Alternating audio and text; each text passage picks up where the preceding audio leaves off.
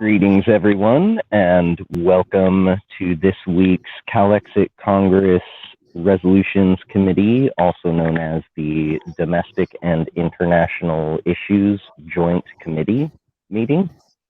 It is Tuesday, May the 25th of the year of our Lord, 2021. Sorry, I just had to lighten it up. I've been drowning in world news and needed a little pick-me-up there. Hey, absolutely. Yeah, we can dive right into it if you'd like. If you'd like to go over maybe some talking points first, and then we can delve deep on each of those subjects. If there's anything particular that you'd like to discuss, either Robert or Marcus. Not off the top of my head. I know that last meeting we had talked about making resolutions recognizing a bunch of different independence movements. Robert did send me some language for South Africa, which is great. And I think we had listed a bunch of them. Additionally, we were talking about resolutions for, I think, a couple different issues. One was technology censorship.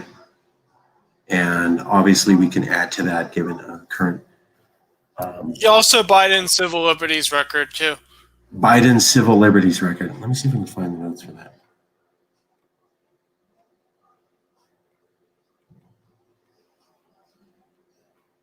There it is. These were the countries we were talking about resolutions. And let me see if I can. They were also talking about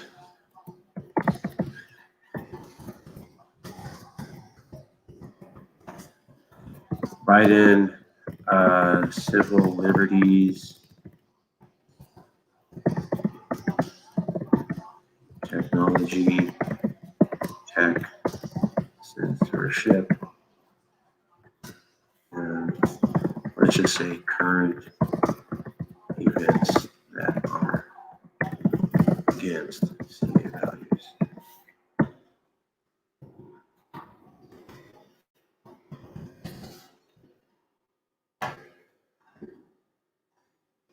So I think that was roughly what the two heads of the committee, which I like to call the You Can Propose Resolutions Committee, because it's turned into, I mean, this is open to the public, and both of you are proposing resolutions that totally fit within the framework of California Calexit Congress, and then they're also California values. So those are the countries we wanted to make a resolution to. These are the issues that we're working on so far, and we are drafting language. In addition, if you want to check out anything, you can go to the Calexit Congress and look up all of the approved resolutions. One second here, let me. Okay. Boom. Go to calexitcongress.com. It's linked. It's referred to and linked from the yescalifornia.org page. So it is an official yescalifornia.org product or board or body, and it is public. You can join the Calexit Congress and you can look at approved resolutions there, which is where these items will be coming. Resolutions to other independence movements will be posted at Calexit Congress, in addition to resolutions on these particular issues, because this is the You Can Propose Resolutions Committee. That's the best I got. Trying to do showmanship. Yeah, no, that's great. That's perfect. So I hear, Robert, you have sent in some of the first drafting for I sent a sample of the first draft. All right, let me pull that up. Should I copy and paste in the chat, or you got it? Let's have Marcus read it. He's got a really great reading voice. Okay, we got it here.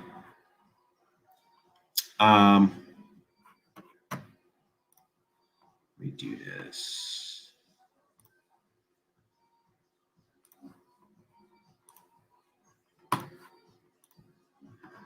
Kind of digging this program.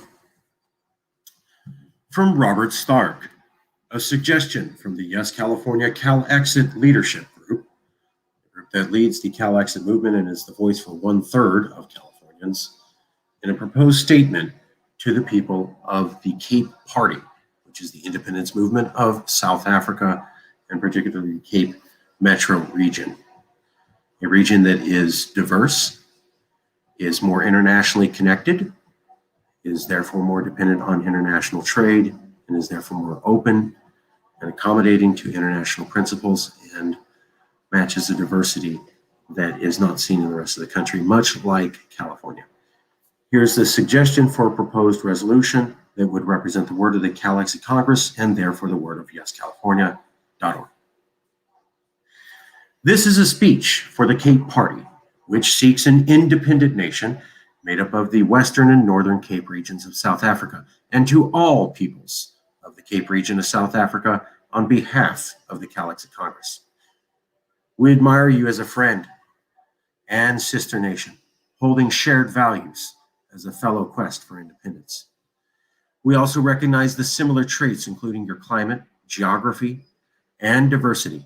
And as a hub of economic innovation, and like you, us, you are paying an unfair economic output to a nation that is undemocratic, with one-party rule rather than our two-party duopoly, and the failure that it brings, and not respecting the diversity and the needs of the citizens who are being robbed economically and culturally. We wish you the best on your struggle for independence in a peaceful democratic referendum, and look forward to strengthening the ties between our lands and the peoples from CalExit Congress in hope of your destiny as an independent, sovereign state nation.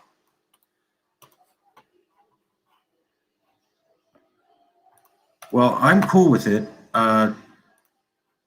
except I would recommend, and I do this, Robert, all the time myself, I hand it over to one of our team of Shakespearean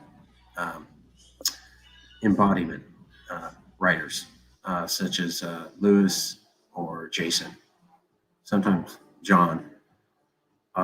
Would you be open to that? Because I'm generally cool with the concepts. We can certainly discuss that, and if we need to retrofit that, but I kind of like where you were going with what you were saying. I don't think you put too much out there. Yeah, I did go by the formatting of what you did for Scotland, but if either you or Jason have suggestions of ways to reword it or additional information, if it should be simple or more detailed. Yeah. Yeah, I would say there's maybe a spot that could use an edit just for like a slight wording, but it is good.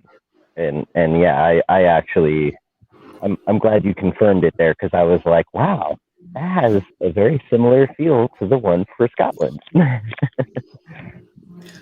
That's you can't see it, but I'm giving you a thumbs up, bro. That's good. The format from Scotland came from the Congress, so it was us discussing it. So yeah, we could just use that as a template because if we're gonna do like a whole bunch of them, there's like almost a dozen, at least, possibly more. If it's gonna take a lot longer to write them individually, so we just use this template and then change the specific details. Jason? I do recognize that might help get things out a little quicker. I think personally, a personalized, like every single one being its own standalone might hit home a little better, right? It's not just some prefabricated thing. Dear blank, fill in the name, right? I mean, we all get letters and emails and messages and stuff like that, and we throw it away immediately. Well, I think to get to Robert's point, that we can certainly avoid what you're talking about, which is an excellent point, Jason. I think if we, because Robert took the concepts of the Scottish speech, and then this text is different than the one that I think you and me and Lewis had written. So maybe we could just agree to the general.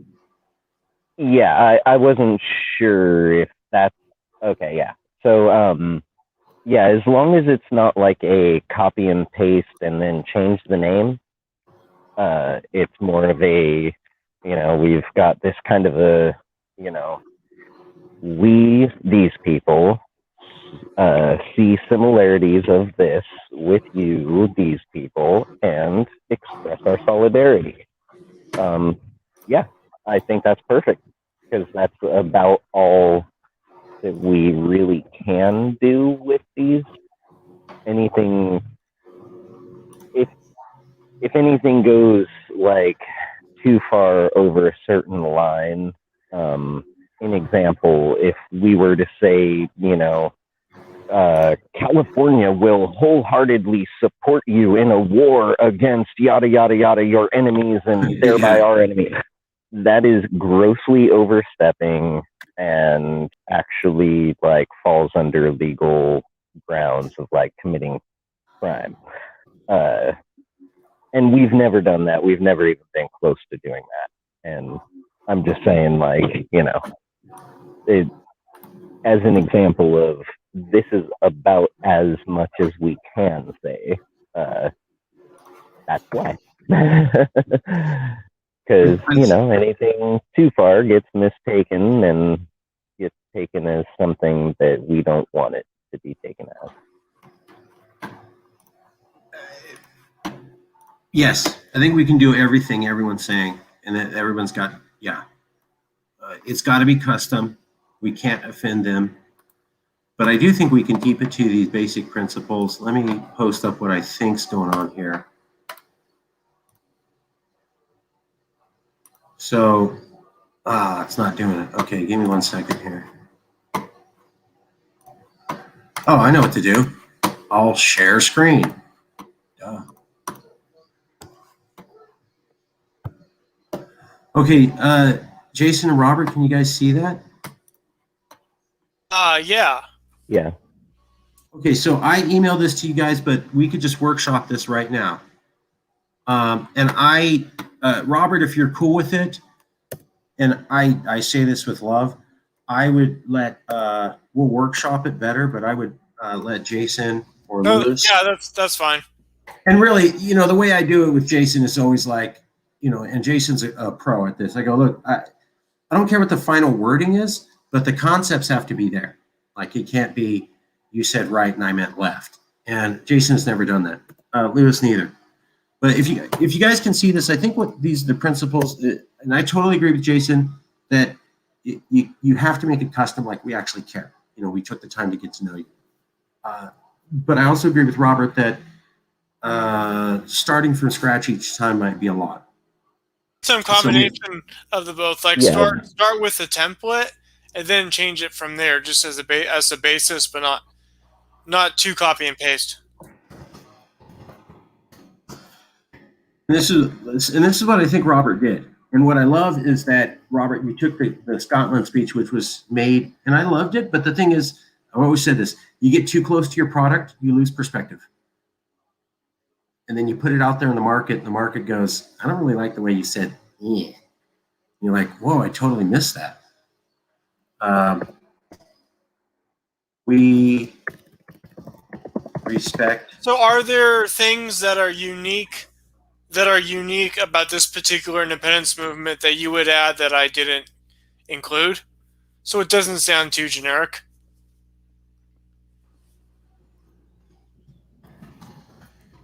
So I guess I'll give an example. Like if you use the word if you use the word diversity, that would make sense, obviously, in this particular region.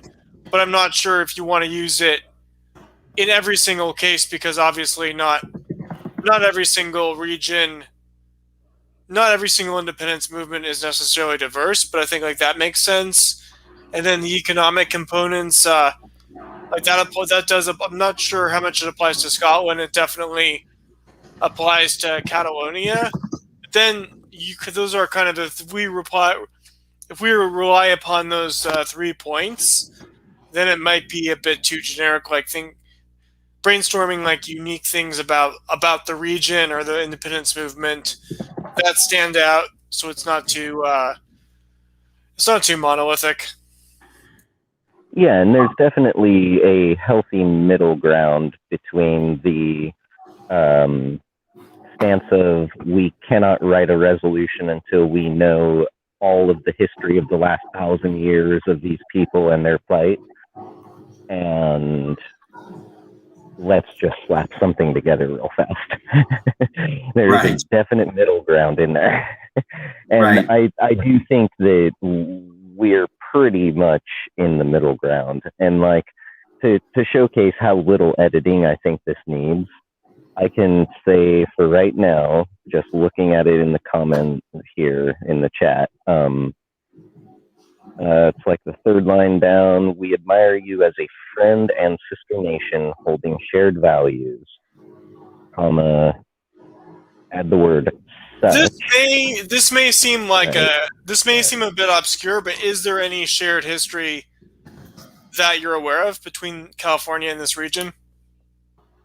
And if there is, well, California and South Africa. I mean, I don't know if there is a place in the world that doesn't have people who have been oppressed, and therefore everywhere in the world should be able to identify and stand in solidarity with the people of South Africa.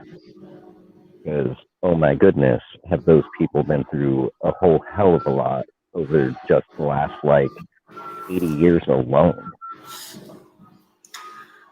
I think Hollywood was a big leader in the fight to bring down apartheid. I mean, I'm just spitballing here. Yeah, the United Nations is one of the big supports that, one of the many supports for South African justice, right? The United Nations was started in San Francisco. Right. Was it there at that time? I'd have to look that up. I don't think so, really. But I think it was a pretty brief period of time, maybe 5 years before it moved. Not 100% sure before it moved to New York. Yeah, I do recall it was a fairly short period of time before the United States said, oh, we need it over by our, big stock market that loves to fail so hard.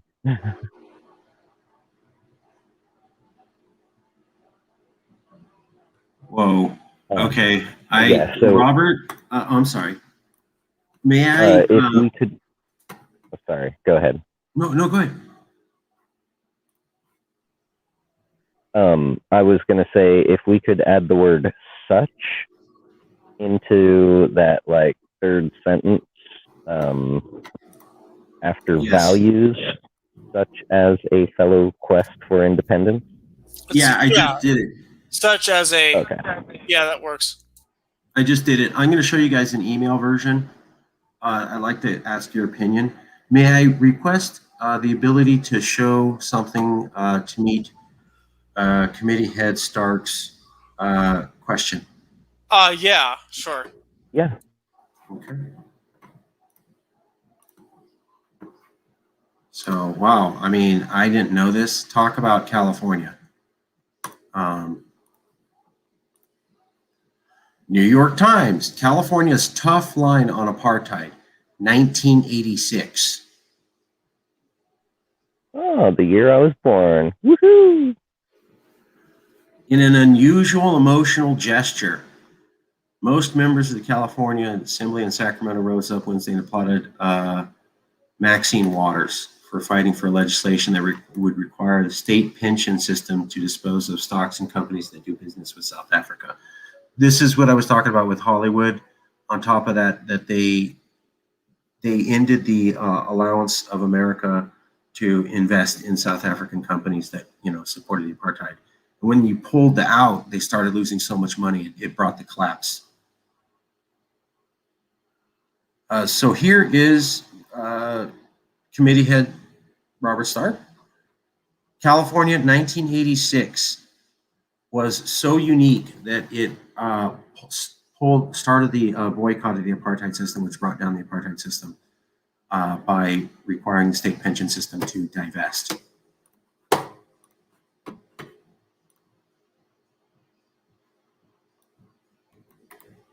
And I know this may be kind of controversial or whatever, because there's a lot of misinformation about how the boycott, divestment, and sanctions movement got started. But that was actually one of the examples that the guy, his sister, and I were talking about online. And we were discussing initially, actually, Nestle. It had nothing to do with Israel in the beginning. How it ever got labeled as anti-Semitic, I don't know, or even a terrorist group for, hey, I no longer want to spend my money on a company that is going and actively supporting death and destruction. I mean, that's not right? But yeah, it was,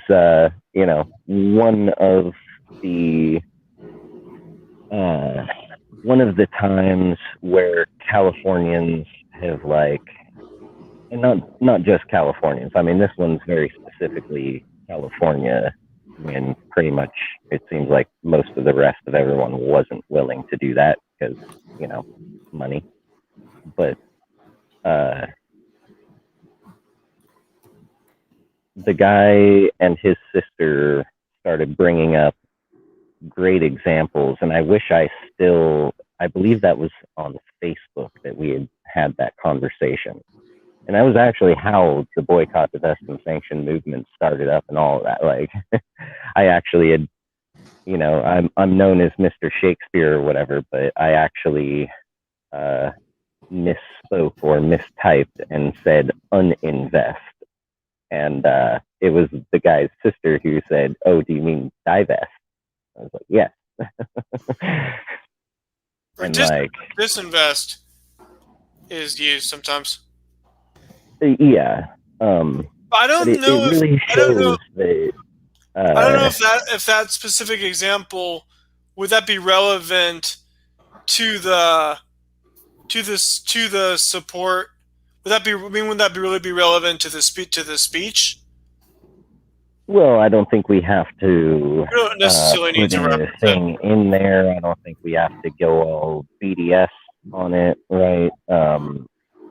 Just the fact that there is that historic example there, and there is a current tie to a current movement, no matter how controversial, right? I mean, y'all know me. I ain't no terrorist. I ain't no extremist. I'm 100% against terrorism and extremism of any kind perpetrated by anyone against anyone or anything, which I guess is a little bit extreme in itself, but that's only because so many of us are not willing to take such a hardline stance. But I think since there is this good example that we can clearly point out, it does make sense that we've got that, that wording in there. It does show very much, sister nation, right? It shows solidarity that goes back longer than just, hell, that was the year that I was born. So yeah, I was born the year before that. Okay, yeah. So like you and I, it goes back like literally our entire existence. And most likely we could find examples that go back further. We don't really need to. We just needed to know that there is some sort of tie. I think The economic innovation, or should you say international trade too? Yes. yeah.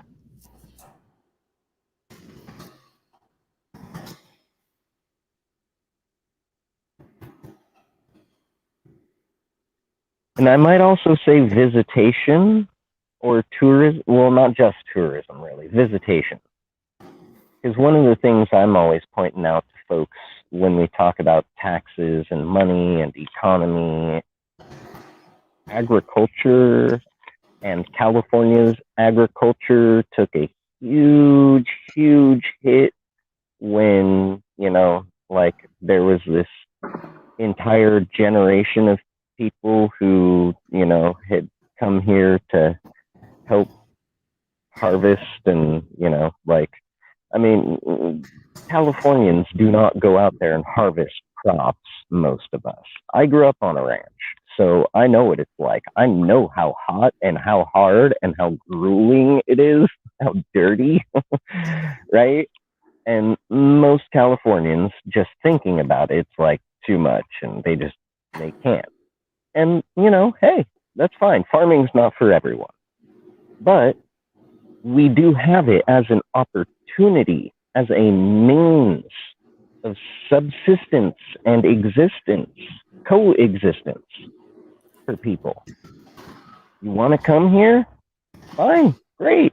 You do some paperwork, you do things, and oh, hey, you're going to need money to live, right? So there are myriad jobs you could go for. One of the easiest to land.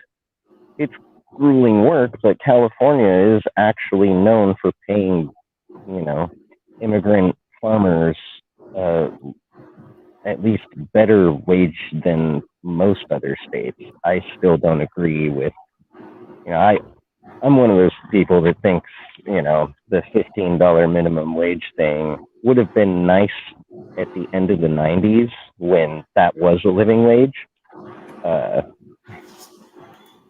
I honestly think people who help harvest our produce and our crops are vital to California, right? And like, if we don't get those crops harvested, we definitely get nothing from it. And, I see when folks say, no immigration or you're different, stay away, right? Those national type entities that have a strong agricultural production that relies on, and not just agricultural. I mean, there are countries that import techie folk, right? Like, oh, hey, you know how to install these types of machines and run this kind of software, or you're a computer programmer who specializes in this field, and they import those skilled workers around the world wherever you're needed. If you got skills that, for the nation, they need to be able to take that person in, but then for that person, they need for nations to be accepting and welcoming and say, oh yes, we do need people like you. And so I'm not sure exactly how I might go about saying it, but the fact that both of our nations really, it's an international economy. I guess so. When you write, so writing these things, like the thing about California values, does the independence movement even need to have the same values? It could have different values, but you still support. You could still show solidarity on principle of self-determination, because there might be. Well, that is one value. I mean, that right there is a common value. The other one is a recognition of and support for world recognized human rights, what's known as basic human rights, as recognized by like 99% of the world or so, give or take, like the 2 countries that said, no, we don't want anything to do with that.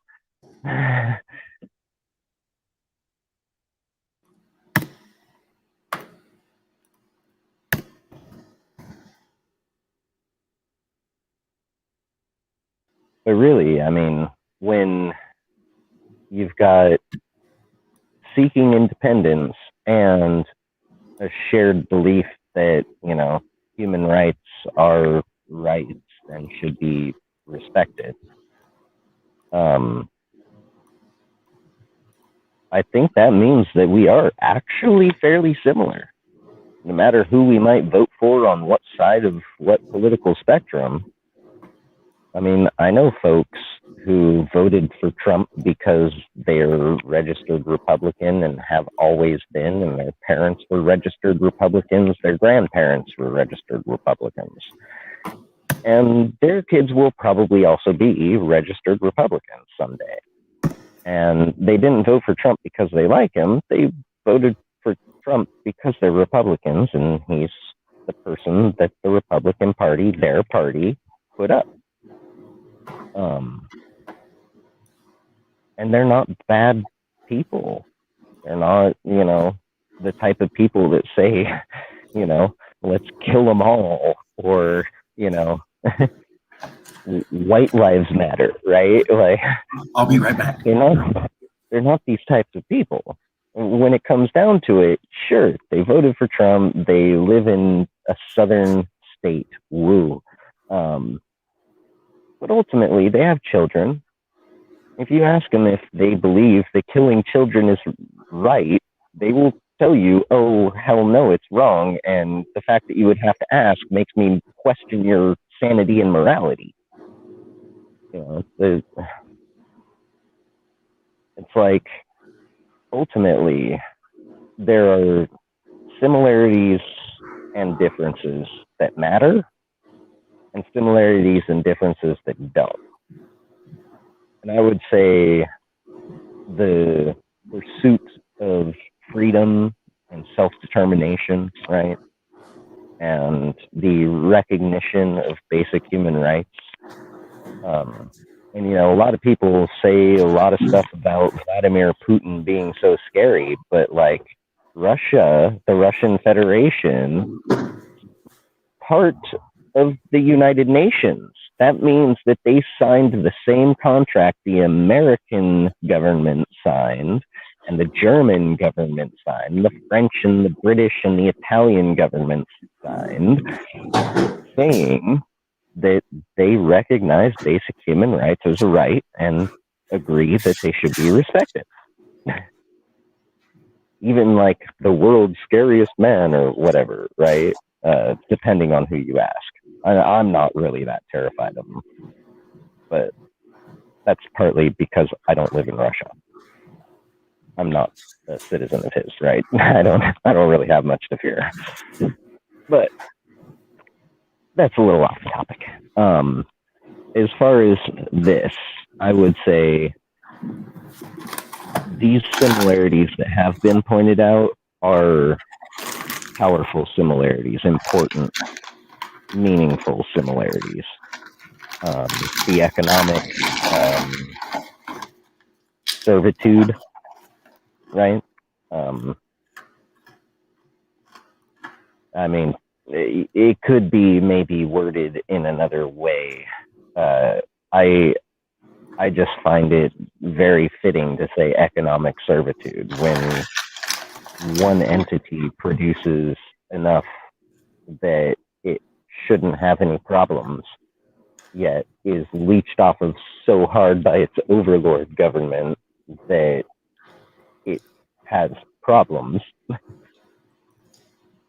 That's servitude in economic value.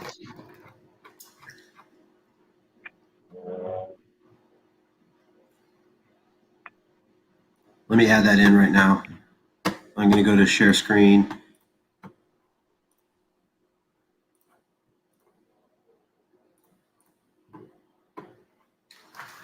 So which sentence? A hub of economic innovation and international trade and tourism.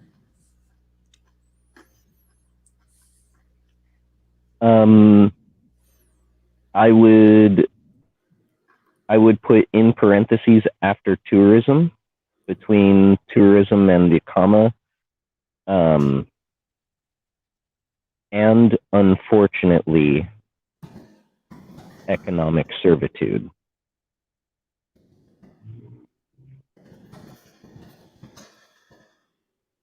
So we can point out great things for each of us, right? Pursuit of independence, the recognition of being decent human beings to one another. And unfortunately also, you know, we are both getting bled dry by our masters.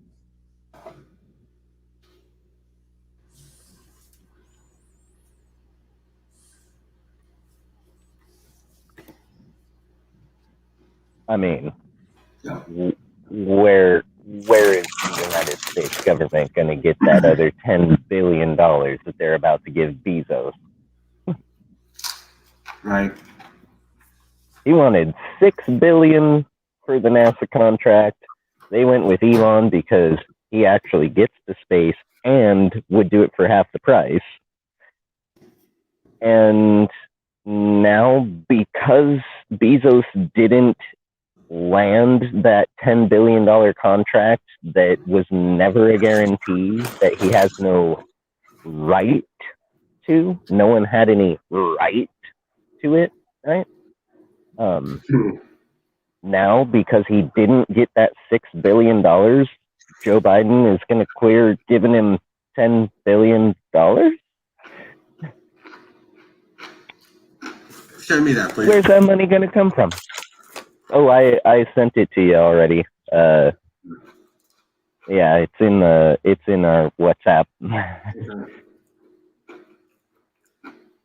Well, if Trump did that, they'd be all over him, right? Here's Biden giving a billionaire tax break.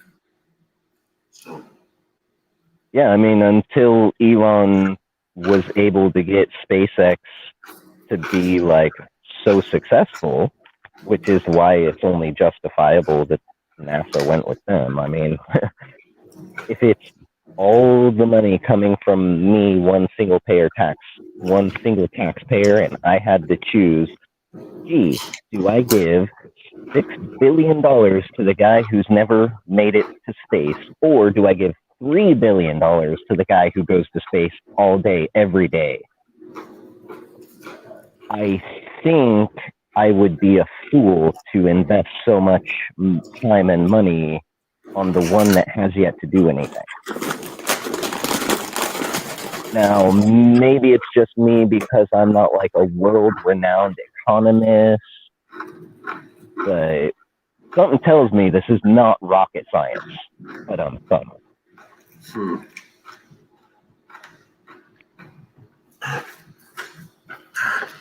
Okay, well, so again, where is that $10 billion going to come from? From their unlimited spending card. Yeah. Yeah, so sorry, I digressed. To the next section. So can you guys see the screen? Yeah, I see it. Robert, I've been making some edits. Are you roughly okay or horrified?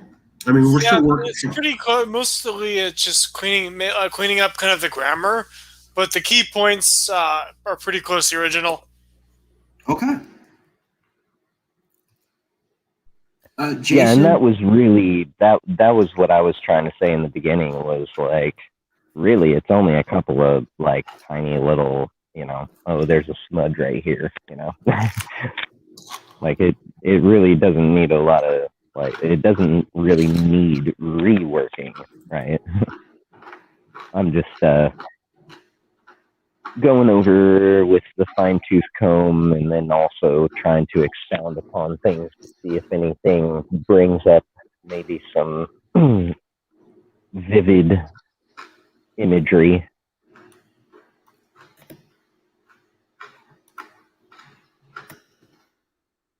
Similar opposition. May I ask you guys, getting to the question of the format, what do you think about this? I feel that Robert, was conceptually building this off the Scottish one. So you say up front, who, is this to? Hey, we think we respect your movement. That's a great start. We say we have shared values, and then we figure out what those are, if anything. And then we keep saying your struggles like ours, listing it, that aligns us. So it's not just like, you're not like a used car salesman. I guess my words are leaving me, but it's not gaudy and trashy. It's like, I really do feel like we're kind of similar. And we face similar opposition to our quest. So I know what your bad guy's like, and I get it. And here's why. So specific again, not just, hey, I'm trying to get at you and get something. It's like, I really do see similarity. And like we talked a lot about the independence movements with Baja and Catalonia and Scotland and whatever. Many of them are pro-diversity and way more internationally linked and economically advanced because they're internationally linked. And because of that, they're also more pro-diversity. It's a whole thing. Versus a host nation, which isn't, thinks they're backwards and takes their tax money and doesn't have a demographic thing that meets them. So Robert's getting at that. I think that's a common story. When we say, we support your mission emotionally, which is getting at what Jason was saying. Hey, I'm not going to go grab an AK-47. And also, I'm not saying that we are tied to your movement. So after we think you're cool, when you say you support emotionally, that's to avoid allegations of like funding or giving financial support. Yes, and I would take out only from only emotionally, and also not sure if demand. I think we can support demand. If you say demand, that could also be interpreted as implying something that there's something wrong. Yeah. So maybe support it remaining legal and peaceful. Or even that just says support your legal and peaceful quest. I'd word it like that.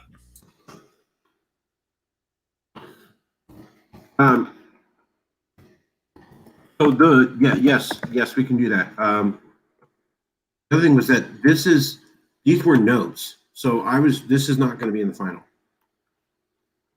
Yeah, no,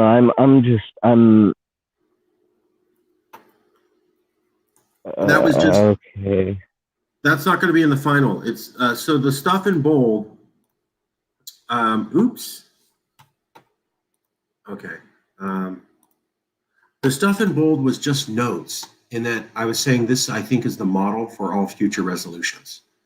We'll strip this out. This is the actual text. Yeah. This is just a note for us. And I like it. And I was only making those two little changes because I think if we made those two little changes, we probably would never have to touch it again.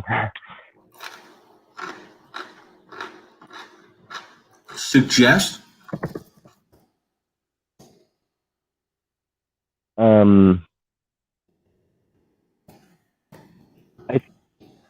I don't think suggest is bad. I like support because it implies that we are giving them the benefit of the doubt, no matter who we're talking to, right? We're giving them the benefit of the doubt that they are already on the right path.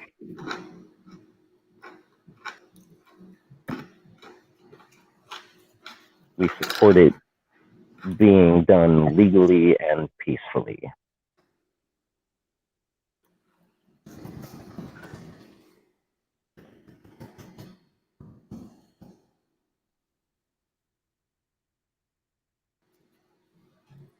And then my only last edit is the absolute very last word on the whole thing. Take away state. Independent nation. Because they're going for nationhood, right? Not just autonomous state. Good point. Good point. Good point.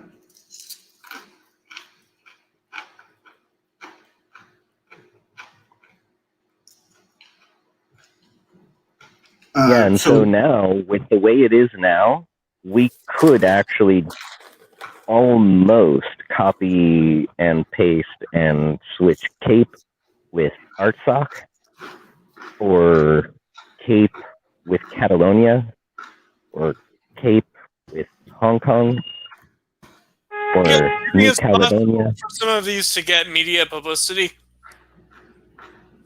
Or Baja California.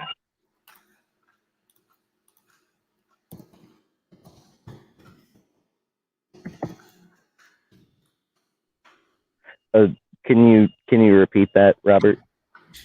So, is the objective is to get media coverage for these in either our media or media overseas? Yes, both would be preferable. So like with the one in Baja, there is the version in Spanish that's being circulated in Baja California, and then there's the I guess what we could say is the one that we had seen last time is the final product from us, right? Which is the one that we're circulating in Alta, California.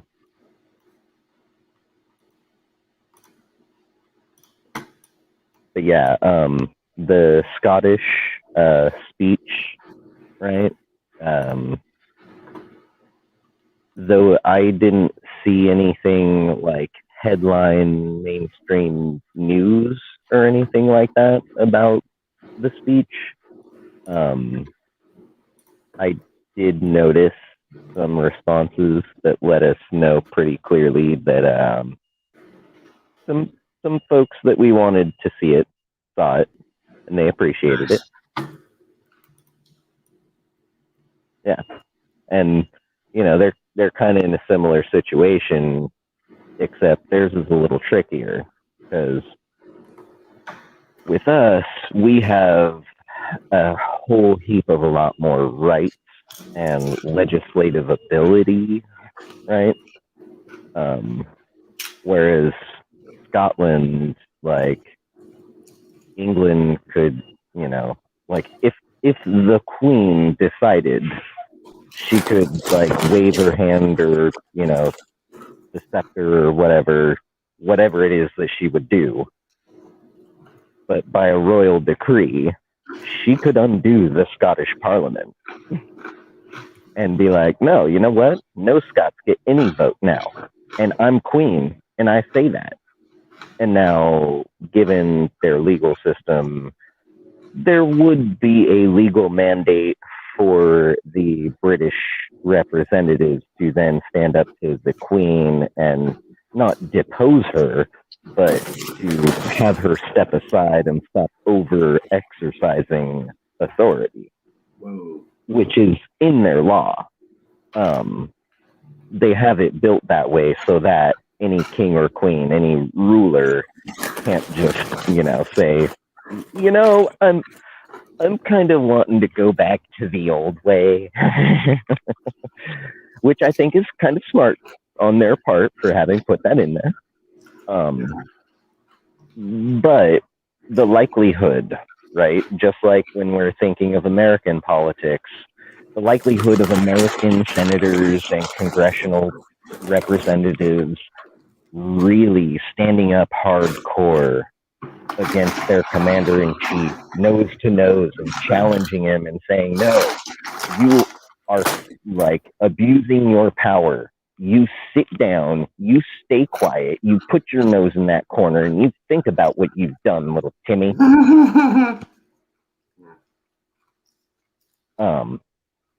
Yeah, the likelihood of that happening, unless your name is like Alexandria or Bernard or Elon or maybe Elizabeth.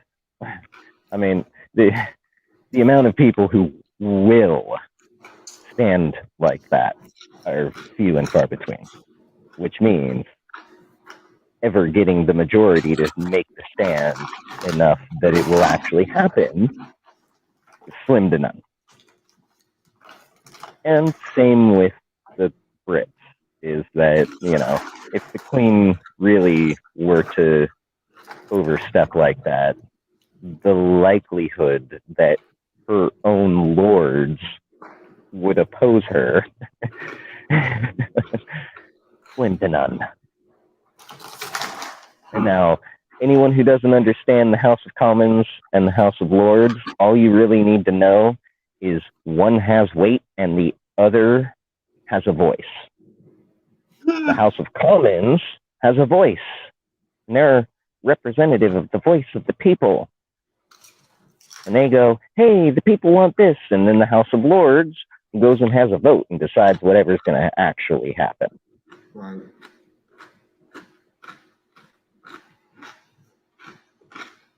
So may I ask, what do people think of this final version of the speech? Would you be okay if I made a video of this? Yeah. Could you do us a favor and give us one more, as if you were in front of the camera recording it now? Yeah. Yeah, and then Robert, Stark, Jason, right? We can do another edit after that. Okay. This is a speech for the Cape Party, which seeks an independent nation made up of the Western and Northern Cape regions of South Africa, and to all of the people of the Cape region of South Africa, on behalf of the Cowlexit Congress. We admire you as a friend and sister nation, holding shared values such as a fellow quest for independence and for equality of all peoples. We also recognize the similar traits, including your Mediterranean climate, geography, and diversity, and as a hub of economic innovation and international trade and tourism, and unfortunately, economic servitude, that you, like us, are paying an unfair tax to the larger country because of your economic success. A larger nation that controls you and is undemocratic with a one-party rule rather than our two-party duopoly. Because of this form of unbalanced rulership over you, the people of Cape, your government does not respect your diversity or the fact that your citizens are being robbed economically and culturally. We at Yes California, Cowlexit Congress, wish you the best on your struggle for independence in a peaceful democratic referendum, like the one we have planned in California. We look forward to strengthening the ties between our lands and peoples once the people of California and the Cape have had a successful vote for independence as independent sovereign nations. Right there. So maybe it's just this stickler nitpicky in me, but there was a part there where it just sounded like economic was the word economic was said a few too many times. Oh, okay. So economic servitude and then robbed economically and culturally. You think that's repetitive? Yeah. Yeah.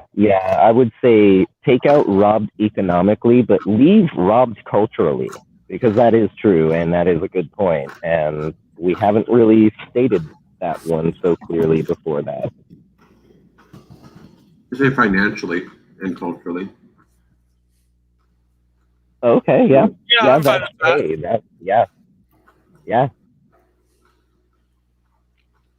And I Good old synonym. culturally like that. And culturally. So I think the amount that they lose in tax revenue is from Wikipedia about 70%. That's probably, I mean, that's pretty huge, significant. It's ridiculous. Yeah, I do believe that is about it. It seems right from when their representative came into our Calexit Congress meeting that time as a guest speaker. Um, it does sound familiar. I just personally always suggest that we do not use Wikipedia ever. We don't even need to put the specific number. I think basically what we have works. Yeah, no, I'm just speaking personally. Like, I try to always caution that we don't use Wikipedia. If you do, you do, and I'm not going to hate on you for it. I hate on Wikipedia because of their lack of accountability and their lack of desire for accountability. It's an intro site, but yeah, never a final citation. Yeah. Yeah, now, yeah, that is a good point where, if you see something on Wikipedia, not saying everything up there is untrue. But I am very clearly saying there is a lot of content up there that is actually completely factually the opposite from the truth. Like, not just a little white lie, like the exact opposite. Like when they said Texas versus white, and the Supreme Court ruled very clearly that no state may ever secede ever, right? No, actually, you can look it up. It's very clearly the exact opposite from what they say there. But when you look at our Yes California site article that they made about us, right, slandering Yes and Lewis, it's filled with all sorts of inconsistencies and factual untruth. Yeah. And then, I at one point in time was set to the task of trying to reason with them to get them to actually put in what's true. And I actually still to this day am blocked from being able to edit any article on Wikipedia because the person who wrote that article about us complained enough about my insistence that, hey, this is factually untrue and should be changed. They're like, no, look, this person has references. Yes, their references, they wrote the article on this day of this year, and the day before that, they wrote the article that they use as a reference for their Wikipedia page. Wow. Not only that, it's an opinion article from a tabloid. And they wrote it themselves the day before. And that's okay? Hey, that's why I am absolutely against Wikipedia. But if you see something up there and you go and check it out, like Marcus said, it's a decent first bounce kind of a point. But it is, I caution that it is not the be all end all for information. Yeah. Fair enough. I gotta go in about 20 minutes. How do people feel about this script? Yeah, I approve of it. So the next step is to have the Sunday Congress going to vote. Jason, I approve as well, and agree that that we definitely this Sunday. This should be one of the things that we cover. I don't think it will take too much time, right? I think all we'll have to do, one of the three of us reads off, says, what this is about, the CAPE movement and a speech in solidarity, right? And present it to the Congress, read it, right? And then ask if everyone approves and if anyone disapproves. And I believe we give like 40 48 hours, right, for voting after that point. And Yes, then sir. if it's approved, it's approved. And kaboom, make that video, get it posted, and share it around the world. And then on to the next one, which will probably go even faster. Robert, are you okay with that? Yeah, I approve of that. Do you both like the format roughly? Yeah. You know, because if you both like that, then that's what we could do. Jason, are you cool with The that? formatting, like, yeah, for future ones, obviously, we, as we said, didn't want to be too copy and paste, but we can sort of use like a basic formatting. Yeah, I like the sectional format there of like, who is this to? Who are we? What do we have in common? What is this about? Right. It's perfect. I like it. Score. Okay, very good. Both of you, and this was kind of cool, I thought, was we did the whole thing in the meeting. Everybody saw the whole process. It's documented how we did it, showing it was democratic and, we're not a cult. And then right after you both said approval, I literally just clicked send, and it was sent to both of you, like documenting it in email. Nice. And I've got it already, so that's perfect.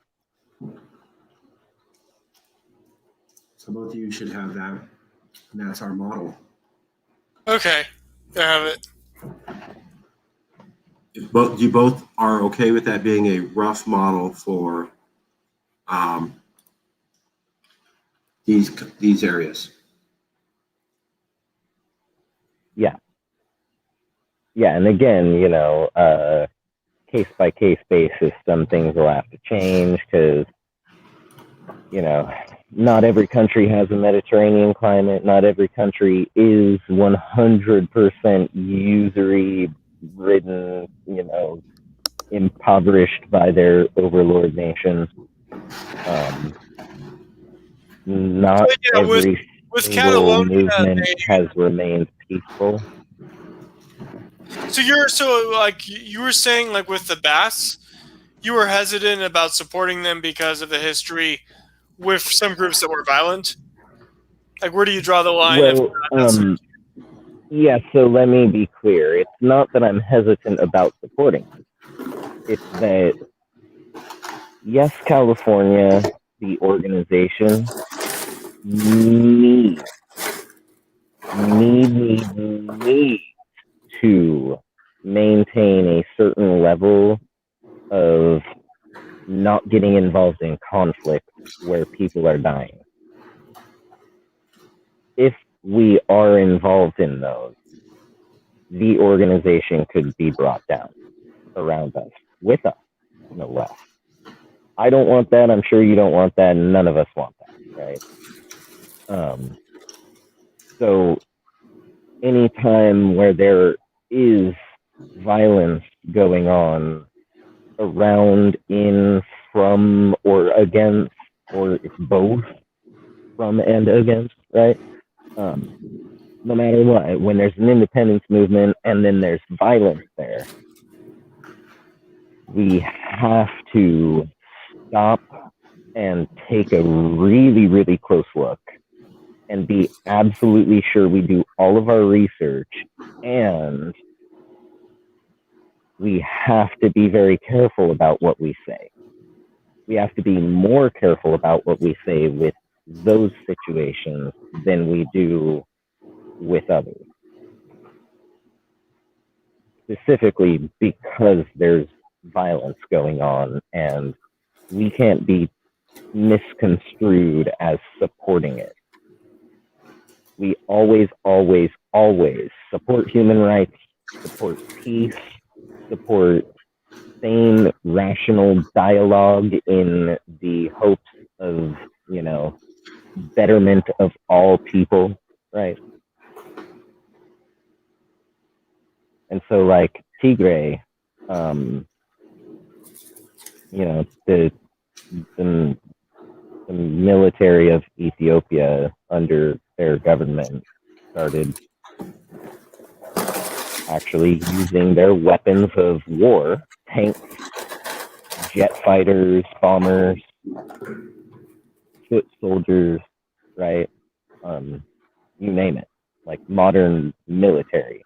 Think United States military, just not as high tech, maybe not as big, no nuclear submarines posted around the world. But other than that, when looking at a bunch of farming type people who just want to live in peace, and the government with that military says, we are now going to use this military against you, that's an atrocity.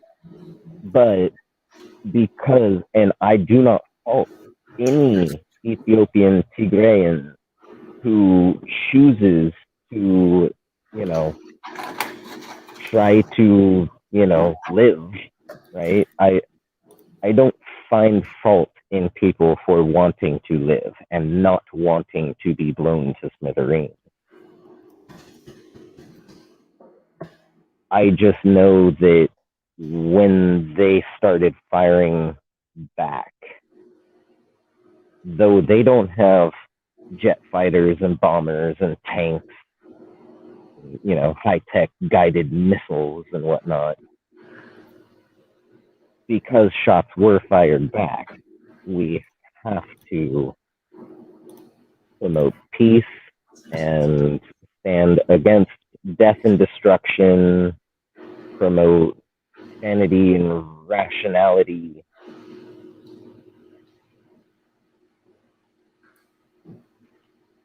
Yeah.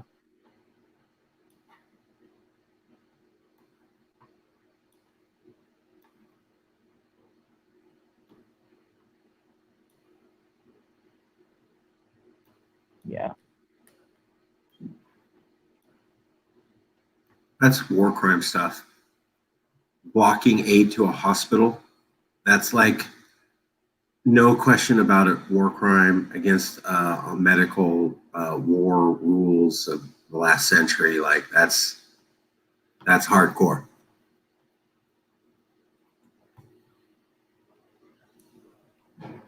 Yeah. So, but to get at Jason's point, the Tigray people are not saying, hey, we're going to shoot our way to independence. They're just being attacked. So we can support them because their principle is peaceful independence, just like with Catalan. Can you think so you were saying that was an issue with the Basques? You were hesitant to support them? Yeah. Oh, the Basque. Are there other examples? Well, yeah, Are there specific independence movements where there would be they have a component that would make you hesitant? So the one thing that I've seen about the Basque so far in the last few years was actually that one big old riot that happened. And was it 20, 30 people were injured, some pretty badly, and it was kind of just a big old riot. That would be the kind of stuff that we would have to be very careful with. Not saying we can't support them. Obviously, we support people and human rights. We support humanity and peace and dialogue and sanity and legality and rationality. And we condone, any effort to cease any violence or atrocities in the hopes of bettering everyone involved, right? Because again, a lot of people, they were like, well, why won't America help push the ceasefire? Because it's not in America's best interest. America makes money off of it. Don't expect them to do the right thing here until they get totally shamed and get their nose stuffed into the corner and someone slaps the dunce hat on them. Only then will they maybe consider doing the right thing.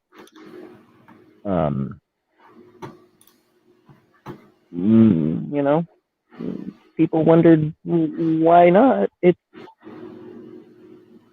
It's because when your best friend goes and, wrongs someone else, they're your best friend. Of course you want to stand up for them. Of course you don't want to call out your best friend in public and stand there in front of everyone on a soapbox and tell them what a bad person your best friend is.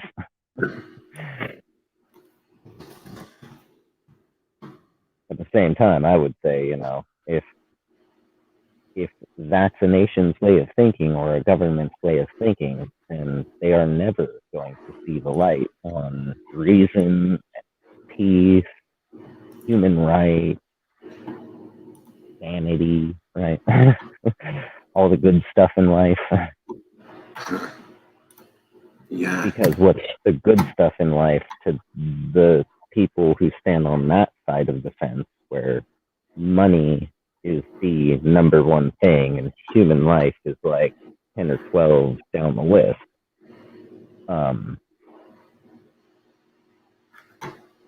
Yeah, I mean, I don't know if I really need to go that much further with it.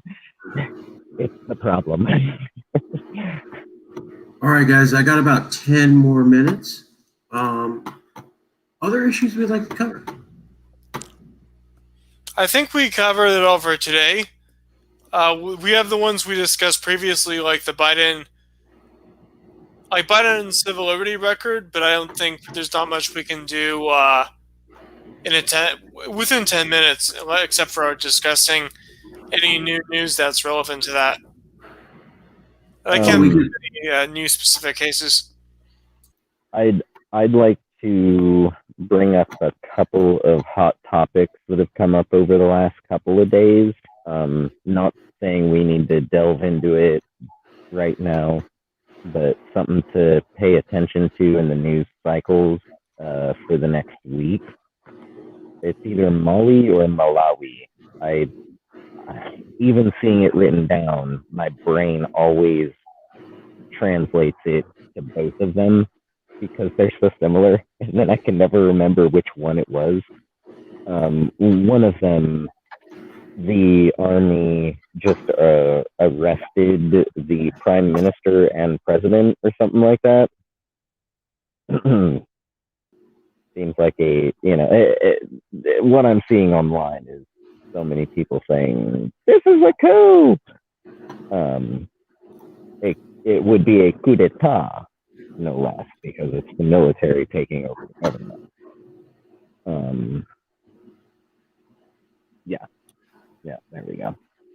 Yeah, it's Mali. Okay, thank you. So yeah, not saying we need to figure out a side to stand on, not saying we need to stand on a side.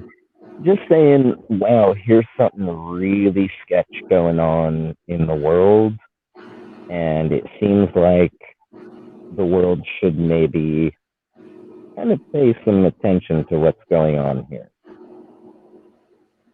Also, Belarus had a jet fighter intercept a civilian airliner and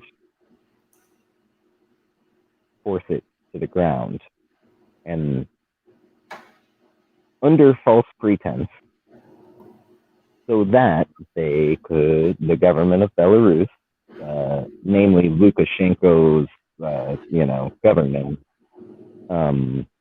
could go in and arrest a reporter who lives in exile, who, it was granted asylum by another nation, a nation in the EU, no less.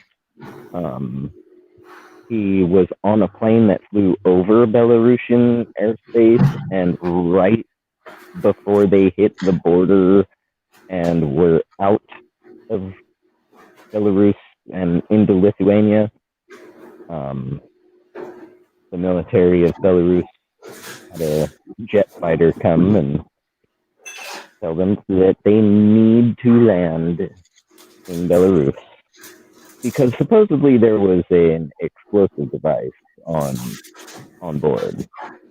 What it turned out to be was that it was trickery. It was false pretense, and it was so that they could violate the civil rights of a journalist who the president or prime minister, whatever his title is, the dictator of Belarus, so that he could get the guy that he doesn't like. Sure. I've noticed the European Union is very much not happy about this. They have already imposed all sorts of sanctions, both economic as well as Belarus is now pretty much dead zone for airspace. There's like 10 flights from like Russia and Ukraine a day out of the like, I guess, 1,000 or so that it used to see every day. So yeah, that one heated up really quickly, and in all fairness, I gotta say, the United States immediately started saying, how wrong and dastardly this is. And it was pointed out on, I believe, The Hill with Crystal and Sagar, that when Joe Biden was vice president to then President Barack Obama, they pulled this exact same tactic, exact same maneuver, trying to get Snowden. Their intel was false, and it made the EU look like a bunch of nincompoops. And now they don't even stand for that stuff anymore. They're like, no more of this. This is not cool. And so obviously Biden had to jump on it. And in doing so, he confirms that the United States did wrong, did something dastardly, because the United States has done this exact thing. And it's actually even a little bit worse because it wasn't even a civilian flight. They forcibly grounded the flight of the leader of a sovereign nation because they believed that Edward Snowden was on it. And the EU only did it because America told them. Said, hey, Snowden's on there. We need Snowden. You need us to get Snowden just as much as we need to get Snowden. You better do this for us. And so they set a precedent for Belarus to do what it just did. So these things are also, and Belarus is not the only part of the former Eastern Bloc that is heating up lately. So Eastern Bloc, guys got 5 minutes. Africa, just keep your eyes open, keep your ears tuned. If things get too hot, we are going to have to probably make at least some sort of statement.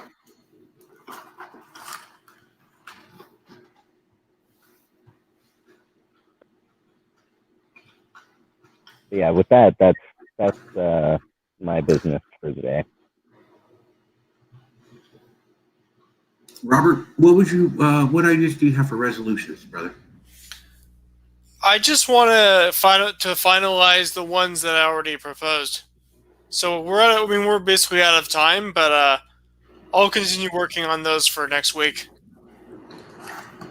Yeah, Jason, if you could keep us up to date on conflicts next meeting next Tuesday. And if we need to jump on something, please let us know, and then we'll use this model that you both approved today. And Robert, if you could email me like you did these. Oh yeah. I will. When you go, hey, I'm finally there. Then what I'll do is I'll email you and Jason and me, and we'll workshop them and try to do it in the week before Tuesday, or maybe just propose it on Tuesday. So we can do this. I was really pleased with this meeting where we just kind of all collectively workshopped it. I thought that was great. And because the video shows like exactly how you go into the details, which is what the point of this meeting for. So what were the ones that you wanted to make sure to get finalized, Robert? The Biden on civil liberties, I want to focus on that. Okay. Is that one finished being written already, or are you still? It's close, but I have to add on like the specific examples. Okay. Well then, yeah. Once if you're able to get those in any time before next Tuesday, then I agree that should be the absolute first thing discussed next week in our Tuesday committee meeting. If we're close, because hey, that's good progress, right? Let's get some resolutions out. But I was really impressed with both of you today and workshopping something and doing it in a way that everybody could see. Robert, you have a couple more texts ready. We can finalize those. And oh yeah. Real quick on the thought of media censorship, Prime Minister Modi of India has his government has petitioned Twitter to remove some 10,000 different types of things related to his government not handling coronavirus so well over there. Now I get that he doesn't like being called out, but you know, people of India are dying in large numbers. So, but yeah, so they're right no, there. You call me out for dead folks. You said yeah, Governor right. Cuomo? Governor Cuomo's doing that? I really don't support the fact that Governor Cuomo's doing that. Thank you, Jason, for bringing that to our attention, that Governor Cuomo is doing that. He should not be doing that. Thank you, Jason. Was that what you said? Well, I was kind of getting there. I hadn't got there yet, but thank you for getting the point that I was leading you to. We were not talking about Governor Cuomo and his relationship with the press. I feel well, silly. Him, Prime Minister Modi of India, Joe Biden, Donald Trump, Gavin Newsom.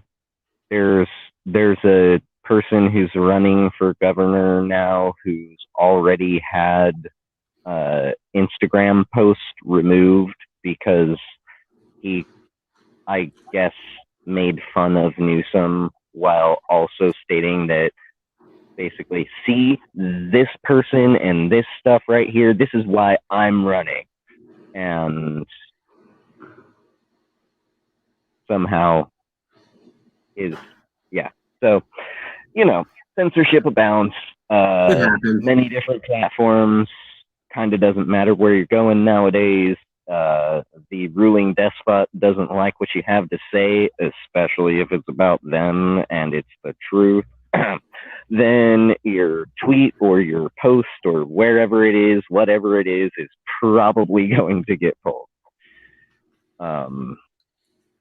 Yeah. Robert, so, that's what you're talking about, right? With the tech censorship, isn't that one of the ones you were with Jason? Yeah, but that was, Robert? I think there are two separate ones. They could be two separate initiatives, resolutions. Well, that's the civil rights or civil liberties, censorship, the right to freedom of press and free speech. Right there. Both of those blocked. And it doesn't matter if you're in New York, India, Washington, D.C., California, Hong Kong, Catalonia. It doesn't matter. France, right? And like, there are some things I love about Monsieur Macron. Monsieur le Président Macron. It said pretty well for a German guy, huh? I was impressed. Yeah.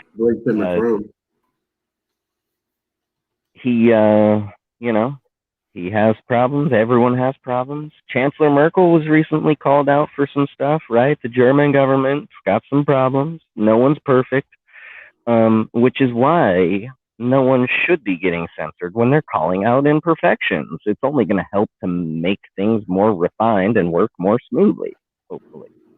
But you know, it's I'm trying to help you formulate some of your stuff that you might be needing to put in there, right? Like, hit those examples home in that it doesn't matter where you are, who you are, where you're from, what side of what spectrum you may or may not be on. Ultimately, every government's flawed, and censorship only hurts the government that is doing it, really, because people being able to call out the government is what maintains the accountability, which increases the productivity and reliability of that government. And if you take that away, then it's like having a power regulator on your generator. You take that off, your generator's gonna blow up, dude.